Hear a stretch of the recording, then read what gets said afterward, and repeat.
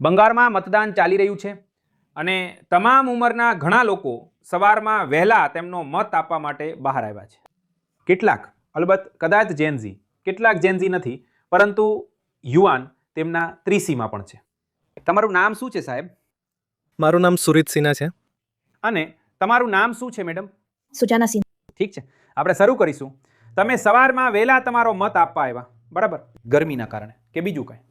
હા, ગરમીના કારણે અને લાઇનમાં પ્રથમ અગ્રતા મેળવવા માટે, લાઇનમાં વધુ સમય ઊભા ન રહેવા માટે. બરાબર. અને તમે? મારું પણ સરખું જ. એ જ, ફક્ત ગરમીના કારણે. ગરમીના કારણે.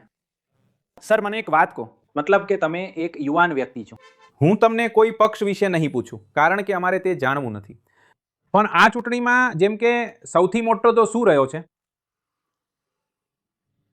આ ચૂંટણીમાં સૌથી મોટો મુદ્દો એ છે કે છેલ્લા 15 વર્ષથી રાજ્ય જે રીતે ચલાવવામાં આવ્યું છે, તો જે રીતે જ્યારથી મારો જન્મ થયો છે, રાજ્ય અસ્તવ્યસ્ત હાલતમાં છે. છેલ્લા કેટલાક દાયકાઓથી આપણે કોઈ સારો વહીવટ જોયો નથી. તો આ વખતે અમે પરિવર્તન ઈચ્છીએ છીએ. અમે આશા રાખીએ છીએ કે પરિવર્તન આવી રહ્યું છે.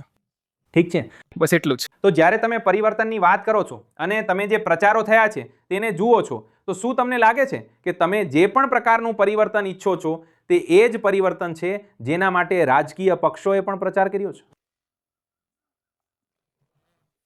બંગાળમાં જીતવા માટે મને લાગે છે કે રાજકીય પક્ષે આ રીતે પ્રચાર કરવો જ પડે.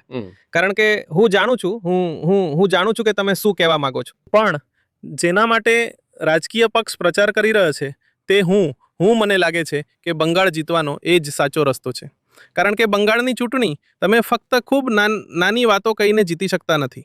ઠીક છે, તમારે મજબૂતાઈથી. ઠીક છે. મેડમ, તમારો શું અભિપ્રાય છે? એક યુવાન વ્યક્તિ તરીકે તમારો સૌથી મોટો મુદ્દો શું રહ્યો છે?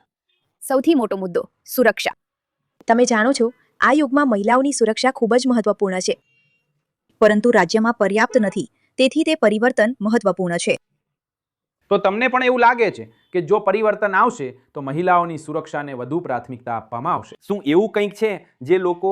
હા, કદાચ આશા છે. ઠીક છે, તો એવી કઈ બાબત છે જેને તમને આકર્ષ્યા છે? જેમ કે એ અર્થમાં કે બધા પક્ષો કોઈ એક પક્ષ વિશે નથી પૂછી રહ્યો, કહો કે ટીએમસી, કહો કે બીજેપી, ડાબેરીઓ પણ. કોઈ ખાસ વચન કે એવું કંઈ પણ જે તમને લાગે છે કે તેઓએ કહ્યું હોય જે તમને મહિલાઓની સુરક્ષાને એક મહત્વપૂર્ણ મુદ્દા તરીકે ગણવામાં આવશે તે અંગે આત્મવિશ્વાસ અપાવે છે? બધા એવું કહે છે, પણ આખરે શું કરવું ખબર નથી. તો આશા છે કે... તમે આશા રાખી રહ્યા છો કે લોકો શીખશે? ભલે, તમારો ખૂબ ખૂબ આભાર. મહેરબાની કરીને ચાલુ રાખો. તો મને લાગે છે કે સુરક્ષા અને પરિવર્તન આ બે ચર્ચિત શબ્દો છે આ અહીંના યુવાન લોકો પાસેથી. બહેરામપોરમાં એક મતદાન મથકની બહાર